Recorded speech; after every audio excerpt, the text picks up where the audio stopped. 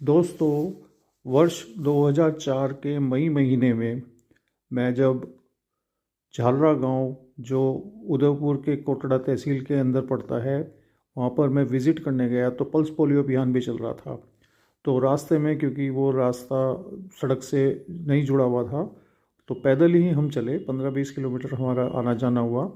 भीषण गर्मी में और अकाल के समय में वहाँ पर पानी की समस्या थी उस समय 2005 के अंदर।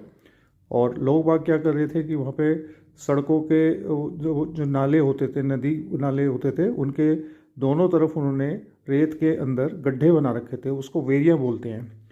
उसमें पानी इकट्ठा कर रहे थे और उस पानी को वही पीने के लिए भी यूज़ कर रहे थे। हमारा पानी ख़त्म हो गया था, हमने भी पानी पिया। वैसे तो पानी साफ़ था, लेकिन उस हालात में देख करके बड़ा दुख हुआ। तो फिर वहाँ के जो सरपंच हैं उनसे मिल करके उन्होंने फिर बात कही कि क्योंकि वो वन क्षेत्र था तो वहाँ पर सड़कें नहीं थी और वहाँ पर ड्रिलिंग मशीन भी नहीं आ सकती थी। वहाँ पर जो हैंडपम्प हैं वो ड्रिलिंग से लगते थे। तो फिर उन्होंने लेटर लिखा मुख्यमंत्री को कि जो हेलीकॉप्टर माउंटेड ड्रिलिंग मशीन क्यों नहीं भेज दी जाए वहाँ पर, क्योंकि ड्रिलिंग उसमें हेलीकॉप्टर से हम दूसरे ऑपरेशन भी करते हैं।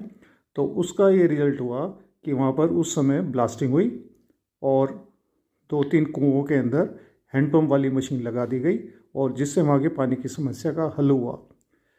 बाद में हमने उस जगह, क्योंकि वो वन क्षेत्र था, उसमें से हमने सरकार को एक प्रपोज़ल भेजा और हमारे जो सरकारी ज़मीन थी उसके बदले में हमने वन क्षेत्र की ज़मीन में से सड़क बनाने के लिए ज़मीन ले करके वहाँ पर एक सड़क का प्रपोज़ल भिजवाया था उस समय। और अब मुझे ज्ञात हुआ कि वहाँ पर आने जाने के साधन काफ़ी हो चुके हैं और हैंडपम्प वगैरह भी लग चुके हैं और काफ़ी वहाँ पर अब जो पानी की व्यवस्था में सुधार हुआ। लेकिन उस समय मैंने अपनी ज़िंदगी में पहली बार एक ऐसा देखा कि लोग बाग जो हैं रेत के जो हैं वेरियाँ बना करके वो पानी पी रहे थे। फिर वहाँ गांव में गया तो पल्स पोलियो के लिए हम पूरा बहुत सारा सामान लेके गए थे और हमने पूरे बच्चों को, आसपास के सभी जो बच्चे थे, बुलाए। वहाँ पर उन्होंने ढोल बजा करके हमारा स्वागत किया और पूरे बच्चों को हमने पल्स पोलियो की दवाई पिलाई। हमारा टारगेट पहले दिन ही पूरा हो गया।